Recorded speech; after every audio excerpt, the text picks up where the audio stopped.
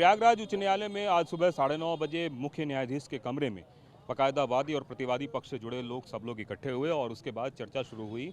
ज्ञानवापी में सर्वे किया जाए अथवा नहीं किया जाए। जो प्रतिवादी पक्ष से, मुस्लिम पक्ष से जो सीनियर काउंसिल है फरहान नकवी, उन्होंने दलील देनी शुरू की और उन्होंने कहा कि एएसआई के सर्वे का अभी कोई मतलब ही नहीं बनता। अभी जो भी सर्वे इकट्ठ की बात की जा रही है वो गलत है। अमूमन केसेस में देखा जाता है कि पहले लोग आरोप लगाते हैं, उस पर एविडेंस देते हैं और उस एविडेंस की सत्यता की जांच जो है वो कोर्ट करता है। लेकिन इस केस में ऐसा देखा जा रहा है कि कोर्ट से ही एविडेंस मांगा जा रहा है, जो कि तकनीकी तौर पर गलत है। दूसरी तरफ उन्होंने इस बात को लेकर भी सवाल उठाया कि जो कुछ भी जांच की बात की जा रही है वो गलत है, क्योंकि अगर एएसआई सर्वे करती है तो उससे पुराने ढांचे को नुकसान पहुंच सकता है। इस पूरे मामले पर जो वादी पक्ष है उसकी तरफ से विष्णु शंकर जैन ने कहा कि ऐसा कुछ नहीं है। उन्होंने बाकायदा अयोध्या के एएसआई रिपोर्ट का हवाला दिया और कहा कि अयोध्या में जिस तरीके से एएसआई की सर्वे हुई थी उसके बाद से उस पूरे स्ट्रक्चर को किसी भी तरीके का कोई नुकसान नहीं पहुंचा था और सब कुछ यथास्थिति रह गई थी।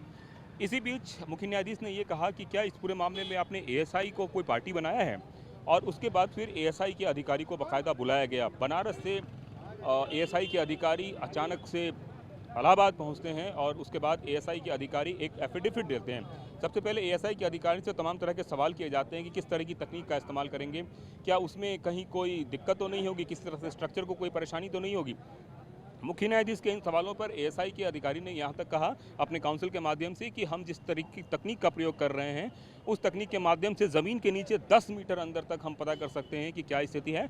लेकिन उसमें इतना ज़रूर कहा कि ये सॉइल की क्वालिटी पे भी डिपेंड करता है, मिट्टी की क्वालिटी पे निर्भर करता है कि वो कितनी सॉलिड जानकारी दे पाएगा।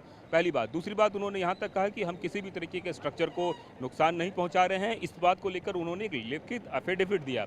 जब उन्होंने लिखित एफिडेविट दिया उसके बाद जो प्रतिवादी पक्ष है उसके सीनियर काउंसिल फरहान नकवी ने कहा कोर्ट को कि हमें 2 दिन का समय दिया जाए और उस समय के बाद ही हम ये तय कर पाएंगे कि इस पे क्या दलील देनी है, क्योंकि पूरे मामले की टेक्निकलिटी का हमको कोई जानकारी नहीं है।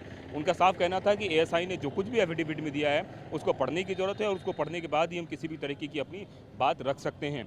और इसके बाद अदालत ने एएसआई से बात करके और ये भी एएसआई से पूछा कि आपने जो काम शुरू किया है उसमें क्या 5% तक भी काम हुआ है या नहीं हुआ है, और अगर काम करेंगे तो क्या 31 जुलाई तक काम खत्म हो जाएगा। और इस तरह की तमाम तरह के ऑब्जर्वेशन जो है दलील के बीचों में आए। लेकिन इन सब के बीच मुख्य न्यायाधीश ने कल 3:30 बजे तक के लिए मामले को एक तरीके से रोक दिया है और कहा है कि इस बीच एएसआई किसी भी तरीके का सर्वे का काम वाराणसी में नहीं करेगी, ज्ञानवापी में। उन्होंने एएसआई से यह भी पूछा कि क्या आपकी टीम इस वक्त ज्ञानवापी पे मौजूद है, तो एएसआई के लोगों ने यहाँ तक कहा कि जब तक अदालत का कोई आदेश नहीं आ जाता तब तक किसी भी तरह की कोई कार्रवाई नहीं होगी। तो फिलहाल अब सबकी नज़रें इलाहाबाद हाईकोर्ट पर टिकी हुई है और यहाँ से ही जो कुछ भी फैसला आएगा उस पर पता चलेगा कि आगे किस तरह की कार्रवाई होगी और किस तरीके का फैसला आएगा। तो कल 3:30 बजे जब दोबारा सुनवाई होगी उस सुनवाई के बाद पता चलेगा कि एक्चुअल में क्या होने जा रहा है। हमारे साथ विनीत सर मौजूद हैं। विनीत सर, एक बात बताएं कि आप भी इसमें एक पार्टी है मंदिर कमेटी की तरफ से, क्या क्या बातें हुई हैं, जरा सा बताएं। अभी भी जब कोर्ट यहाँ प्रिसाइड की 4:30 के बाद तो कुछ तथ्य लाए गए और एएसआई के ऑफिसर को जिसको बुलाया गया था वो कोर्ट में उपस्थित हुए, जिसके बाद उन्होंने एक एफिडेविट फाइल किया अपने काउंसिल के थ्रू। उस कोर्ट के एफिडेविट को कोर्ट ने उन्हीं के द्वारा पढ़वाया और उसके बाद उनसे कुछ समय मुस्लिम पक्ष ने उस एफिडेविट का जवाब देने के लिए या उस पर प्रतिवाद करने के लिए 2 दिन का समय मांगा, जिसपे कोर्ट ने 2 दिन के लिए नहीं केवल 1 दिन के लिए मैटर आगे बढ़ाया है और कल तक के लिए इसमें स्टे भी बढ़ाया गया है। क्या ऐसी भी बात आई कि यह पूछा गया कि 31 जुलाई तक सर्वे का काम पूरा हो जाएगा या इस तरीके ये से सिर्फ ये पूछा ऑब्जर्वेशन था या नहीं, कोई ऑब्जर्वेशन नहीं था कोर्ट का। कोर्ट की सिर्फ एक क्वेरी थी कि आपने उस दिन जब सुबह 7 बजे से परिसर में डिस्प्यूटेड प्लान पे जब घुसे हैं तो कितना काम आपने कितने परसेंटेज ऑफ वर्क काम कंप्लीट किया है, जिसपे उन एएसआई के ऑफिसर की तरफ से भी कोई स्पेसिफिक परसेंटेज का रेशियो नहीं बताया गया। तो उन्होंने ये पूछा कि अगर ये काम शुरू हुआ तो कब तक पूरा हो सकता है।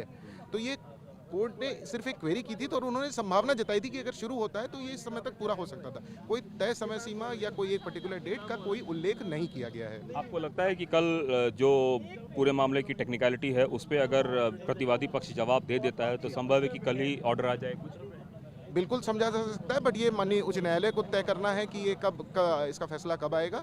फिलहाल कल तक के लिए उन्होंने समय प्रतिवाद करने का समय मांगा है और कल के लिए कोर्ट ने समय लगाया है। ठीक है, तो कल तक के लिए प्रतिवाद का समय मांगा है।